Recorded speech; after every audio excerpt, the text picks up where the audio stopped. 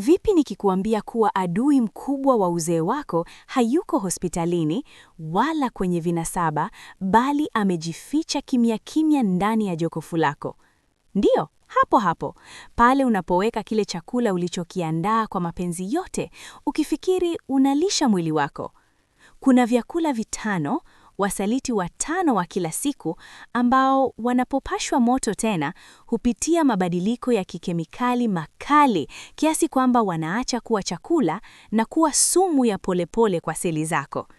Ninaliona hili kila siku kwenye kliniki yangu. Wagonjwa wenye umri wa miaka 60, 70 ambao wanakuja na uchovu sugu na ukungu wa akilini ambao wanauchanganya na ugonjwa wa kusahau, dementia, wakiwa na matumbo yaliyoharibika na hawaelewi kwa nini. Daktari, mbona mimi nakula vizuri? Wananiambia. Na wako sahihi, wanakula vizuri, lakini wanapasha chakula moto vibaya. Mimi ni daktari niliye na uzoefu wa miongo kadhaa nikiangalia jinsi tabia ndogo zinavyoharibu maisha makubwa. Na leo, siko hapa kukupa faraja ya uongo, niko hapa kukuokoa kutoka kwenye jikoni lako mwenyewe.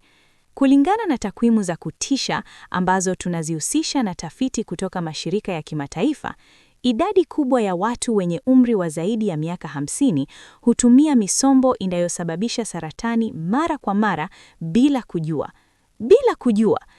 Mwili wako sio tena ule wa kijana wa miaka 20. Ini lako, figo zako, uwezo wako wa kuondoa sumu, kila kitu kimebadilika. Kile ambacho ulikuwa unakivumilia zamani, leo kinakusababishia uvimbe, inflammation. Leo kinakuzeesha. Leo kinakuua haraka kidogo.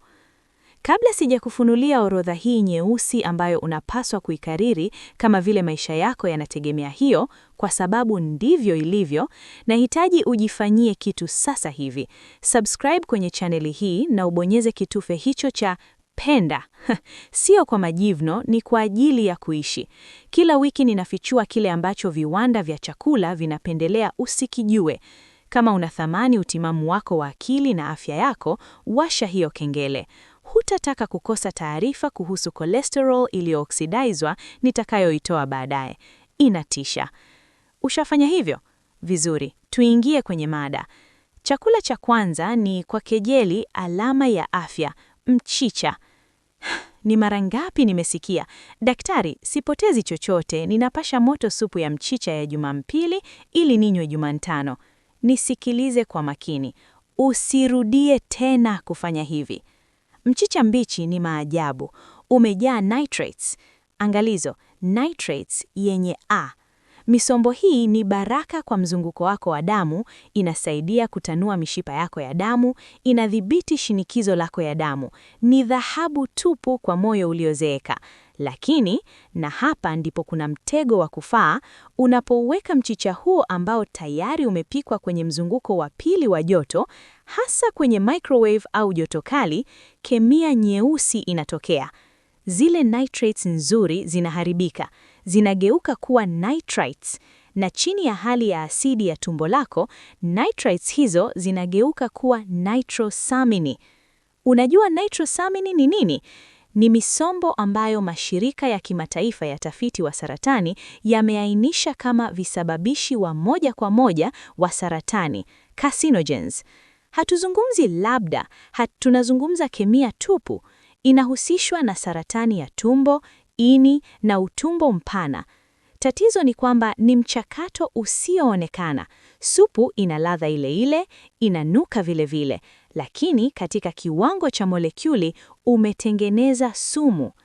Ninakumbuka kisa cha mgonjwa mmoja, tumuite C, miaka 63, maumivu ya tumbo yasiyoeleweka, uchovu sugu, ule uchovu unaohisi kwenye mifupa ambao haukuruhusu kuamka kitandani.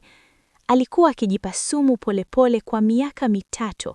Ini lake, kile kiungo adhimu kinachosafisha damu yako, kilikuwa kikifanya kazi kupita kiasi kujaribu kusafisha nitrosamini ambazo yeye mwenyewe alikuwa akijipa kila wakati wa chakula cha mchana.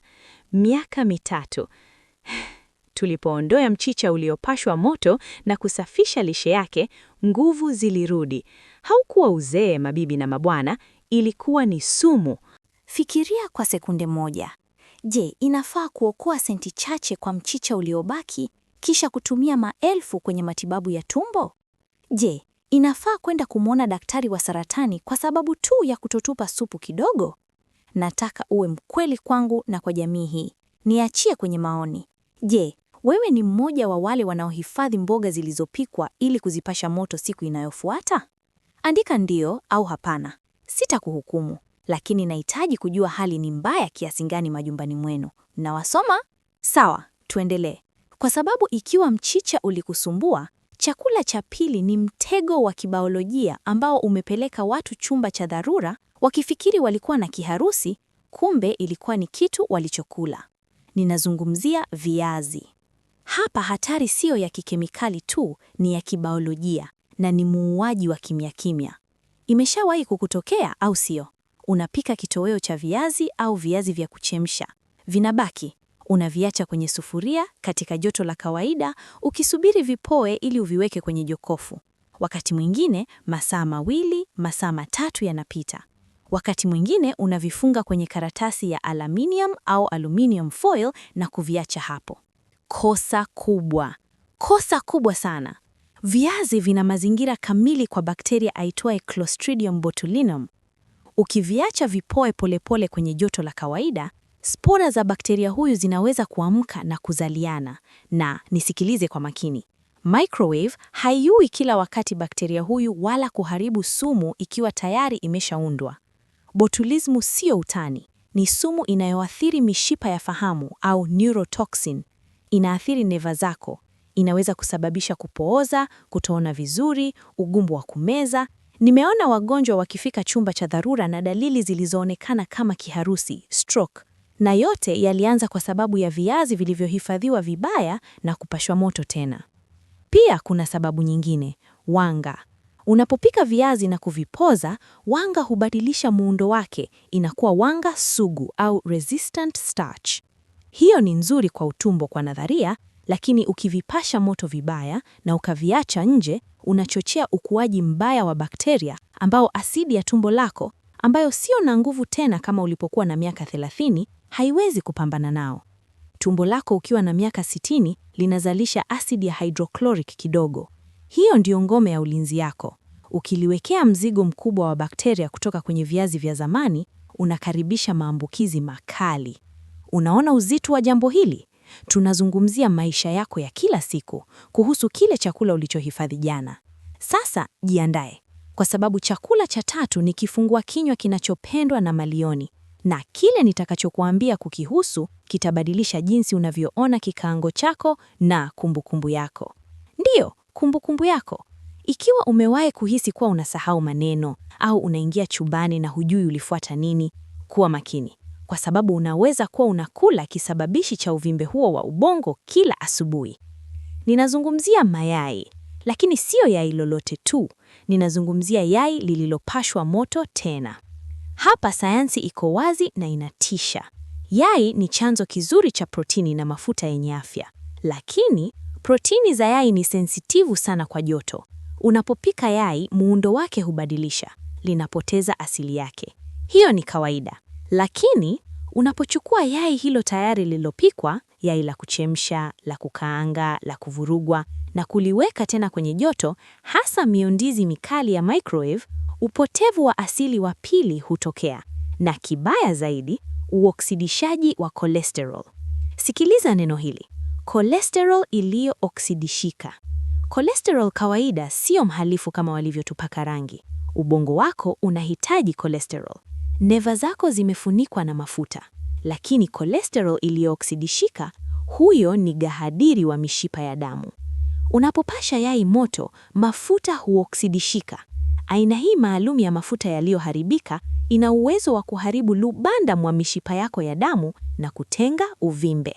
Na kile ambacho ni hatari zaidi kwako, ambayo uko katika nusu ya pili ya maisha yako, inavuka kizuizi cha damu na ubongo, blood-brain barrier. Hii inamaanisha nini kwa lugha rahisi?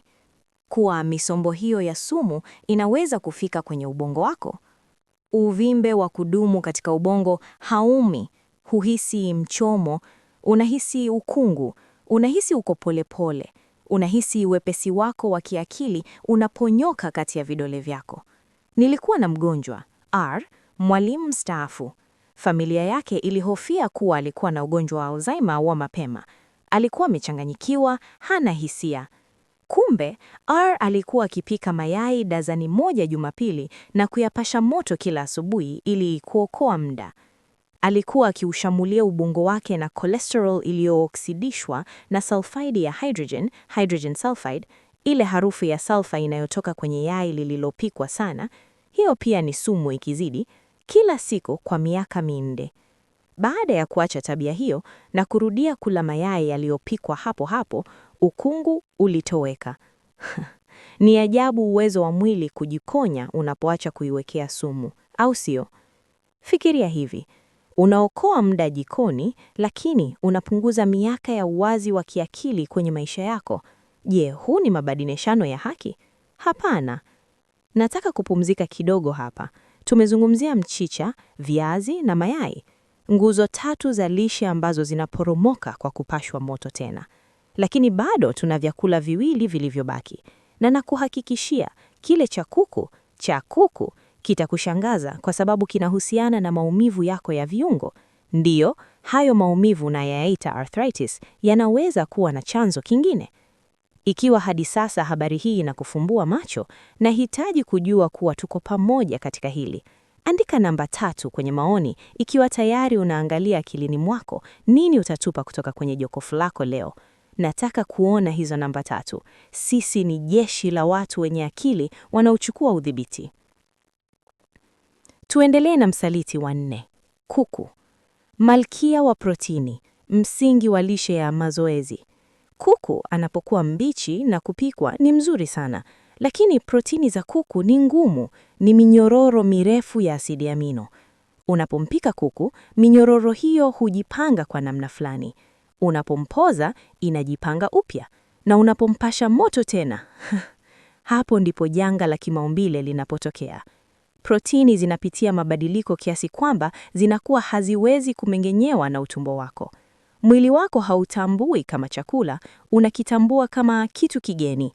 Na mwili wako unafanya nini unapogundua kitu kigeni? Unavimba, inflammation. Unaanzisha shambulio la kinga ya mwili. Ikiwa unakula kuku aliyepashwa moto mara 3 au 4 kwa wiki, unauweka mwili wako katika hali ya tahadhari ya mara kwa mara, uvimbe wa kudumu wa kiwango cha chini. Na unajua uvimbe huo unahisiwa wapi kwanza kwa watu wazima? Kwenye viungo na katika nguvu ya jumla. Nimeona watendaji makuu, wanaume wenye nguvu ya miaka 55 wakijikokota kwa uchovu, wakiwa na maumivu ya magoti na viwiko vya mikono, wakifikiri ni umri. Daktari, mimi nimeshazeeka. Uongo, hujazeeka, umevimba. Unakula protini zilizopoteza asili ambazo tumbo lako haliwezi kuvunja, ambazo zinachachwa kwenye utumbo wako na ambazo zinawasha kengele zako za kinga ya mwili. Kuku huliwa akiwa mpiko wakati huo huo, au akibaki, nisikilize kwa makini kwa sababu hii ni siri itakayokuokoa pesa za dawa za kupunguza maumivu, mlee akiwa baridi. Kwenye saladi, kwenye sandwich, akiwa baridi, mndo wa molecule unakaa sawa. Akiwa mpashwa moto ni tiketi ya uhakika wa kufumbiwa na maumivu ya viungo. Kwa nini hakuna mnayetueleza hili? Kwa nini tunachukulia kuwa microwave haina madhara? Microwave inatikisa molecule za maji kwa nguvu. Katika protini nzito kama za kuku, hii inaunda mdo wa mpira na mdo wa kikemikali ambao ni ngumu kusindishwa na mfumo wa mmeng'enyo wa chakula ambao umeshasonga umri. Afya yako ya mmeng'enyaji ni msingi wa afya yako ya akili na mwili. Ikiwa utumbo wako unapambana na kuku aliyepashwa moto, hauna nguvu ya kurekebisha ubongo wako wala kulinda moyo wako. Ni suala la bajeti ya nguvu. Na sasa tunafika kwenye chakula cha 5, na hiki kinanigusa binafsi kwa sababu wengi wanakichukulia kama chakula bora sana, superfood, na wanakitendea kama vile hakifi, lakini kinapooksidishwa, Mungu wangu, kinapooksidishwa kinaharibu sana. Ninazungumzia uyoga. Uyoga ni mzuri sana, unaviondoa sumu, antioxidants, una nyuzi, fiber, lakini uko hatarini sana. Una vimeng'enya vinavyofanya kazi sana na protini ngumu sana. Kanuni ya uyoga ni rahisi kikatili. Unapikwa na unaliwa. Basi, ikiwa unahifadhi uyoga uliopikwa ndani ya masaa machache, sio siku, masaa, huanza kuoksidishwa na protini zake huharibika. Kisha ukizipasha moto tena, unameza mchanganyiko wa radikali huru, free radicals, na sumu za nitrogen. Unajua radikali huru zinafanya nini? Zinazeesha seli zako, zinaoksidisha mwili wako kwa ndani. Ni kama vile unashika kutu sawa na msumari ulioachwa nje. Unaharakisha kuzeeka kwa ngozi yako, viungo vyako na neva zako za ubongo. Lakini kibaya zaidi ni uharibifu wa utumbo.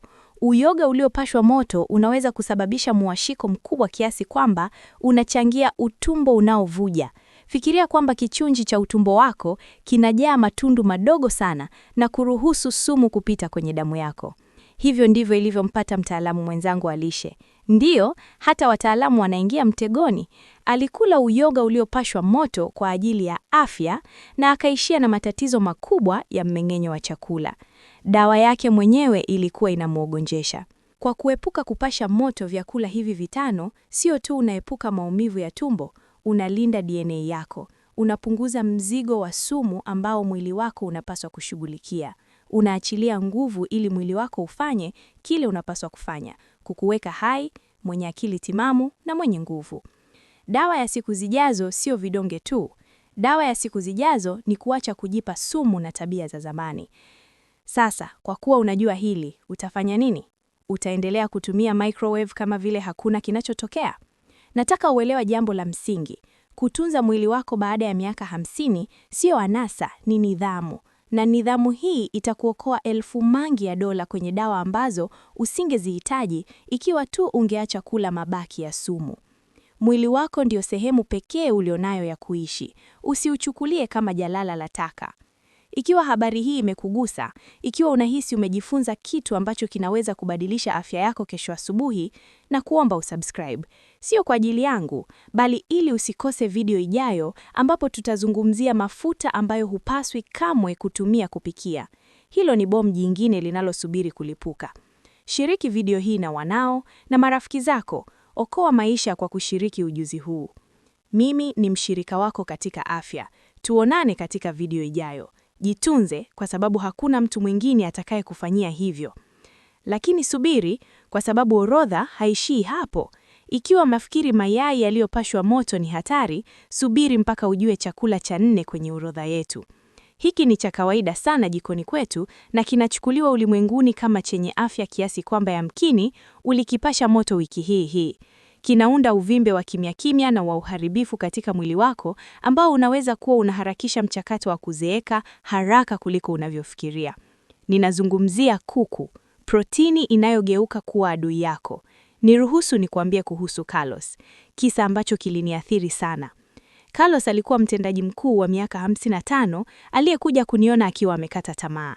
Hakuwa mtu wa kukaa tu, kinyume chake, alijaribu kujitunza, lakini alihisi kuvimba kila wakati, akiwa na maumivu ya viungo yaliyotokea ghafla kama sindano za moto kwenye magoti na viuko, na uchovu mkubwa kiasi kwamba hakuweza tena kucheza soka na watoto wake wikendi. Daktari aliniambia kwa sauti iliyovunjika kwa kuchanganyikiwa, sielewi kinachonitokea.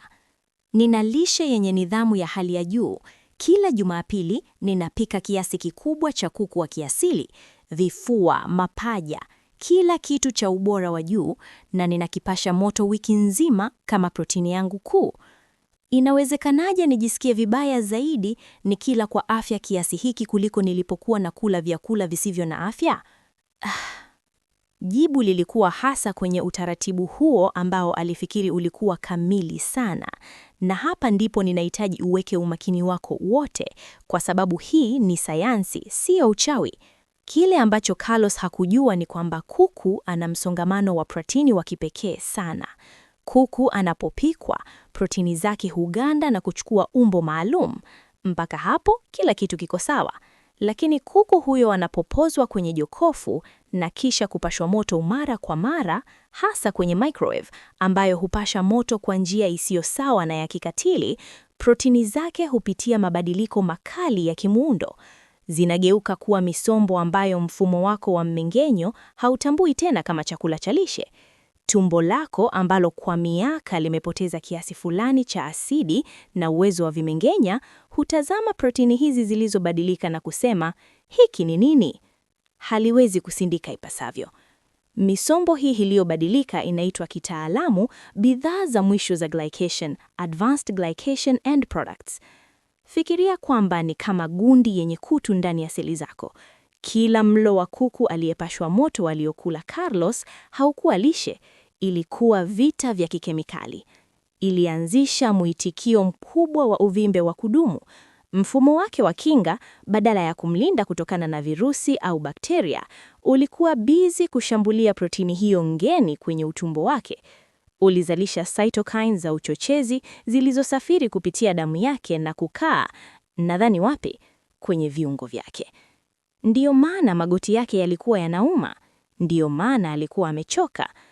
Uchovu wake haukuwa kwa sababu ya msongo wa mawazo wa kazi, ilikuwa ni kwa sababu mwili wake ulikuwa unatumia akiba yake yote ya nguvu kupambana na uvimbe aliokuwa anaunda yeye mwenyewe kupitia chakula chake chenye afya. Tafiti za hivi karibuni kimatibabu zinaonyesha kuwa uvimbe huu wa kudumu wa kiwango cha chini ndio chanzo kikuu katika karibu magonjwa yote ya uzee: saratani, kisukari aina ya pili, magonjwa ya moyo na mishipa, na ndiyo, ugonjwa wa kusahau.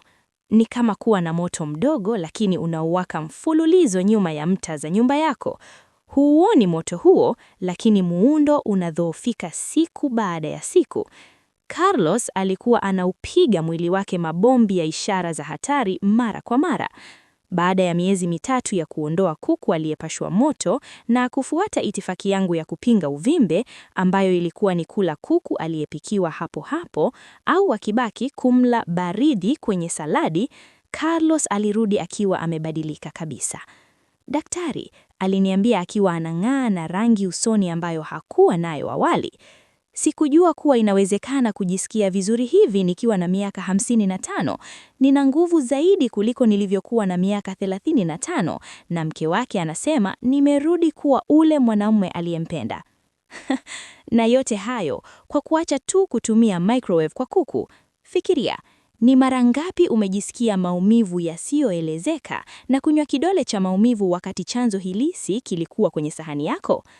Ikiwa hii inakuhusu, ikiwa umejisikia uzito baada ya kula kile ulichofikiri ni chenye afya, andika namba 4 kwenye maoni. Nataka kujua ni nani yuko tayari kuacha kujivimbisha kwa hiari. Andika 4 ikiwa unaelewa kuwa uvimbe ni adui wa kimya kimya.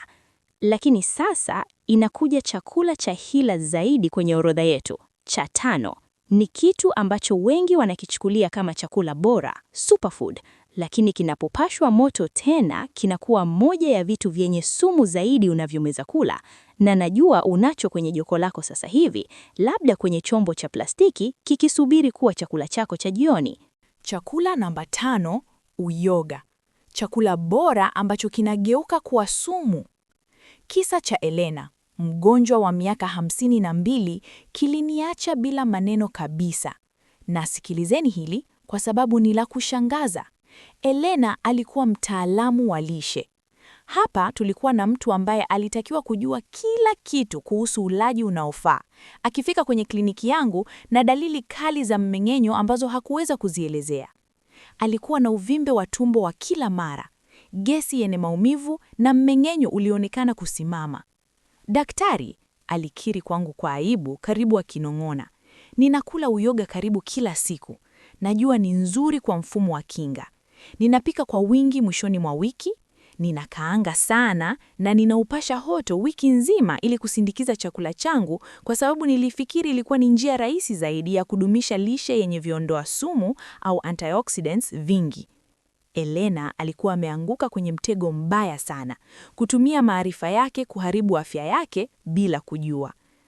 Kile Elena na watu wengi hawajui ni kwamba uyoga ni wa kipekee katika ufalme wa mimea. Una protini ngumu sana na muhimu zaidi, vimeng'enya au enzymes vilivyo hai ambavyo hubadilika haraka sana. Huharibika haraka baada ya kupikwa. Unapopika uyoga lazima uule mara moja. Ukiuhifadhi na kuupasha joto, hasa zaidi ya mara moja au kwa viwango vya joto visivyofaa, protini hizi huvunjika na vimeng'enya huoksidishwa, vinageuka kuwa sumu za nitrojeni na radikali huru. Hatari ya kweli inakuja wakati uyoga uliopashwa joto unaposhambulia utando wa utumbo wako. Mchakato huu wa kioksidishaji unaunda radikali huru ambazo zinashambulia moja kwa moja seli za ukuta wa utumbo wako na kutengeneza matundu madogo madogo. Unajua hii inaitwaje katika udaktari? Ugonjwa wa utumbo unaovua au leaky gut syndrome. Elena alikuwa akisumbuliwa na utumbo unaovua uliosababishwa na miaka ya kula uyoga uliopashwa joto. Mfumo wake wa mmeng'enyo ulikuwa na matundu madogo sana, kama wavu la uvuvi uliopasuka, ambapo sumu, bakteria na chembechembe za chakula ambacho hakijameng'enywa zilipenya moja kwa moja kwenye mfumo wake wa damu. Mwili wake ulikuwa umejaa sumu kutoka ndani, na damu yako inapokuwa chafu, ubongo wako unateseka. Sumu zilizokuwa zinavua ziliathiri uwazi wake kiakili, ini lake na mfumo wake wa kinga. Uyoga uliopashwa joto, ambao yeye aliuchukulia kama dawa yake ya asili, ulikuwa chanzo cha ugonjwa wake. Kila alipouweka kwenye microwave, aliharibu kiziwizi chake cha utumbo kidogo zaidi. Mchakato wa kupona kwa Elena ulichukua miezi ya kusafisha utumbo kwa kina. Ilibidi tufunge utumbo wake. Lakini alipopona hatimaye, aliniambia kitu nataka ukichore akilini mwako. Daktari, nilifikiri nilikuwa ninaulisha mwili wangu, lakini kumbe nilikuwa ninauharibu siku baada ya siku. Sikuwahi kufikiria kuwa tabia ndogo hivi ingeweza kuwa ya uharibifu kiasi hiki. Uyoga uliooksidishwa unaweza kuharakisha kuzeeka kwa ubongo hadi mara 5 zaidi ya kawaida. Ubongo wako unategemea utumbo wenye afya. Ikiwa utumbo wako umevunjika na unaruhusu uchafu kupita kwenye damu, ubongo wako unavimba. Ni uhusiano wa utumbo na ubongo, gut-brain axis. Na niamini, hutaki ubongo uliovimba ukiwa na miaka 60. Huko ni kufungua mlango wa kudhoofika wa akili. Ikiwa umefika hapa, niachie namba 5 kwenye maoni, kwa sababu kile ambacho nitafunua sasa ni kipende kilichokoseka kwenye fumbo. Andika 5 ikiwa unajitolea kutunza utumbo wako. Sasa, nataka uvute pumzi ndefu. Najua habari hii inaweza kuwa nzito. Unaweza kuwa unahisi hofu kidogo au guilty kwa kufanya hivi kwa miaka. Daktari, je, tayari ni kuchelewa mno kwangu? Unaweza kuwa unajiuliza. Je, nimeharibu mwili wangu kiasi cha kutokurekebishwa? Jibu fupi ni hapana. Mwili wako ni mashine ya miujiza ya kujijenga upya. Lakini, na hii ni lakini kubwa, uwezo wako wa kujijenga upya unapungua kwa kiasi kikubwa baada ya miaka 50 ikiwa hutaupa vifaa vya sahihi. Lazima uelewe jambo la msingi kuhusu fiziolojia yako ya sasa. Ini lako, ile maabara ya kikemikali ulionayo kwenye tumbo lako, haifanyi kazi tena kwa ufanisi kama ulipokuwa na miaka 20 au 30. Ukiwa na miaka 30, uliweza kula pizza iliyopashwa moto ya siku 3, ukanywa pombe na kulala masaa 4, na siku iliyofuata ukawa mzima. Ini lako lilikuwa na akiba kubwa ya glutathione, kiondoa sumu kikuu. Liliweza kupunguza makali ya nitrosamini za mchicha, sumu za kuku na kolesteroli iliyooksidishwa ya yai bila shida yoyote. Lakini, ukiwa na miaka 50, 60 au 70, hadithi ni tofauti. Akiba yetu ya vimeng'enya vya kuondoa sumu inashuka. Mtiririko wetu wa nyongo unakuwa polepole zaidi. Figo zetu zinachua kwa kasi ndogo. Kejeli ya kusikitisha ni kwamba, kadiri tunavyojaribu kuwa wenye afya kwa kutumia tena chakula ili kisipotee, ndivyo tunavyozidisha mzigo kwenye mfumo ambao tayari umechoka. Ni kama kumwomba mkimbiaji wa mbio za marathon akimbie kilomita nyingine 40 mara tu anapovuka mstari wa kumalizia akiwa amechoka hoi. Kila unapokula mabaki haya yenye sumu, unajaza glasi ambao tayari inakaribia kujaa. Inaitwa mzigo wa sumu uliokusanywa, cumulative toxic burden. Nitrosamini za mchicha, jumlisha na botulismo iliyojificha kwenye viazi, jumlisha kolesteroli iliyooksidishwa ya yai, jumlisha na AGEs za kuku, vyote vinajikusanya. Na siku moja, glasi inafurika. Na haifuriki kwa kutoa bango la neon linalosema hatari. Inafurika kwa namna ya utambuzi wa ugonjwa wa ghafla, uvimbe unaotokea kwa ghafla, ugonjwa wa kusahau unaoendelea haraka sana, uchovu sugu ambao hakuna daktari anayeweza kuelezea. Sio bahati, ni biokemia. Ni matokeo ya maelfu ya maamuzi madogo yasiyo sahihi yaliyokusanywa kwa miaka. Lakini hapa kuna habari njema, na nataka uisikilize kwa moyo wako. Unaweza kuzuia mchakato huu leo hii. Wakati ambapo unaacha kuingiza sumu hizi kwenye mwili wako, ini lako linapata ahueni. Fikiria kwamba ini lako lilikuwa linazama na ghafla unalipa oksijeni safi. Linaacha kutumia nguvu kupumuza makali ya sumu kutoka kwenye chakula chako cha mchana na linaanza kutumia nguvu hiyo kurekebisha. Linaanza kurekebisha uharibifu wa seli. Linaanza kusafisha mishipa ya damu. Linaanza kupunguza uvimbe kwenye ubongo. Nimeona wagonjwa wa miaka 70 na 80 wakipata tena uhai ambao walifikiri umepotea milele kwa kufanya tu marekebisho haya jikoni kwao. Sio suala la kufanya mlo mgumu au kununua virutubisho vya bei ghali. Ni suala la kuheshimu kemia ya vyakula. Ni suala la kuelewa kwamba chakula kinabadilika kinapopashwa moto, kupozwa na kupashwa moto tena.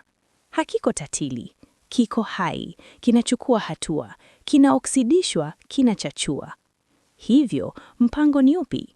Tufanye nini hasa kuanzia kesho? Sitaki kukuacha ukiwa na hofu tu, nataka nikupe suluhisho.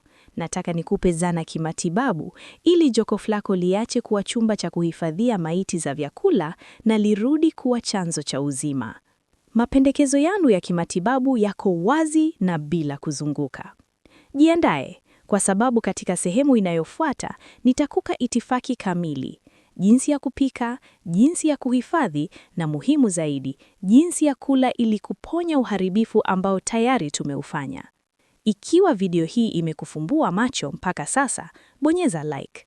Ni mbofyo mdogo kwako, lakini inasaidia ujumbe huu kumfikia mtu mwingine ambaye labda sasa hivi yuko karibu kuweka kuku huo wa siku 3 zilizopita kwenye microwave. Unaweza kuokoa mtu kwa kushiriki hili. Subscribe na uwashe kengele ya taarifa kwa sababu kinachofuata ni mwongozo wa vitindo wa mwisho. Na kumbuka, afya yako iko mikononi mwako, lakini pia jikoni kwako. Tuonane kwenye video inayofuata kwa hitimisho la mwisho na itifaki ya kuondoa sumu. Kwa upendo na kujitolea kwa ustawi wako, endelea kutazama. Haya hapa yako mapendekezo yangu ya kimatibabu, wazi na bila kuzunguka. Chukua karatasi na kalamu, kwa sababu kanuni hizi ni kitabu cha maelekezo kwa ujana wako wa pili. Sio mapendekezo, ni sheria za kibiolojia kulinda ini lako, ubongo wako na utumbo wako baada ya miaka 50. Kanuni ya kwanza, mchicha. Nisikilize kwa makini. Usipashe moto mchicha kamwe. Kamwe. Ukipika, ule wakati huo huo. Ukibaki, usiuweke kwenye microwave siku inayofuata ukifikiri kwamba joto linaua kila kitu. Joto linatengeneza tatizo hapa. Suluhisho, utumie ukiwa mbichi. Mchicha mbichi kwenye saladi unahifadhi nitrati zake zenye faida zikiwa safi, zikisaidia shinikizo lako la damu. Ikiwa ulibaki ukiwa umepikwa, ukate ukiwa baridi na uongeze kwenye saladi au juisi ya kijani, smoothie. Ukiwa baridi hauna madhara. Ukipashwa moto kwa mara ya pili ni mchezo wa bahati nasibu wa hatari wa nitrosamini. Kanuni ya pili, viazi. Sahau kuhusu kuacha sufuria ya viazi kwenye jiko mchana kutwa. Hiyo ni sehemu ya kuzaliana kwa bakteria. Pika viazi ambavyo utakula. Na kama unataka kuwa mwerevu na lishe yako, vipike, viache vipoe kwenye jokofu na uvile vikiwa baridi. Kwa kuvila vikiwa baridi, kwenye saladi ya viazi fano, wanga inakuwa wanga sugu. Hii inafanya kazi kama chakula cha bakteria wazuri, prebiotic, ikiwalisha bakteria wako wazuri badala ya kupandisha sukari yako kwenye damu. Unatoka kula bomu la sukari, glucose, kwenda kula dawa kwa ajili ya utumbo wako. Lakini kamwe chini ya hali yoyote usivipashe moto vikiwa kwenye karatasi ya aluminium foil kwenye microwave. Kanuni ya 3, mayai. Hapa msingi ni ubichi, freshness. Weka mayai mabichi ndani ya jokofu, sio kwenye mlango ambapo joto hubadilika, bali ndani. Na pika tu yale utakayokula. Yai linachukua dakika 10 kuiva. Kweli huna dakika 10 asubuhi kulinda ubongo wako dhidi ya cholesterol iliyooksidishwa? Ikiwa mayai ya kuchemsha yanabaki, usiyapashe moto. Yale yakiwa baridi na mafuta kidogo ya mazaituni, olive oil na chumvi. Ulimi wako utazoea na mishipa yako ya damu itakushukuru milele. Kanuni ya 4, kuku. Hili ndilo badiliko gumu zaidi kwa wengi, lakini la lazima sana kwa viungo vyako. Kuku anapikwa mara moja. Akibaki ni mzuri kwa sandwich baridi, saladi za nyama au saladi ya Caesar. Kwa kumla akiwa baridi, unaepuka kupoteza asili kwa mara ya pili kwa protini. Tumbo lako litammeng'enya vizuri zaidi. Ikiwa lazima umpashe moto, fanya hivyo kwenye kikaango kwa moto mdogo sana na maji kidogo au mchuzi. Kamwe sio kwenye microwave. Lakini ushauri wangu wa kitibabu ni baridi ni bora zaidi. Kanuni ya 5, uyoga. Hivi vya kuliwa mara moja. Pika kiasi kinachotosha sahani yako. Vikibaki, una muda wa masaa 24 kuvila vikiwa baridi. Baada ya masaa 24, vitupe. Najua inauma kutupa chakula. Tulifundishwa kwamba kutupa chakula ni dhambi. Lakini kula kitu kinachokugonjesha ni dhambi kubwa zaidi dhidi ya mwili wako mwenyewe. Mwili wako sio chombo cha takataka za kiumbe uhai. Usiutumie ili kupoteza. Ni afadhali kupoteza $2 za uyoga kuliko kupoteza afya ya utumbo wako. Nataka utafakari kuhusu hili kwa muda. Mwili wako sio mashine isiyoharibika. Ni mfumo mkuu wa kibiolojia unaokuwa ukifanya kazi bila kupumzika kwa miongo 5, 6, 7. Umekuruhusu kutembea, kuwakumba wanao, kufanya kazi, kucheka na kulia. Umestahimili mafua, kuanguka, msongo wa mawazo na usiku mbaya. Hufikiri kwamba unastahili heshima kidogo? Kila uamuzi wa lishe unaofanya kuanzia leo unahesabika mara 2. Unapokuwa na miaka 20, mwili unasamehe kila kitu. Baada ya miaka 50, mwili unadai malipo, lakini pia unashukuru sana. Wakati ambapo unaacha kuushambulia na vyakula vyenye sumu vilivyopashwa moto, unaanza kupona. Nimeona wagonjwa wakipata tena uwazi wa kiakili ndani ya wiki chache. Nimeona maumivu ya viungo yakitoweka kama kwa muujiza kwa kuacha tu kuku aliyepashwa moto. Nimeona mmeng'enyo uliokuwa mateso ukawa sawa kama saa za Uswisi.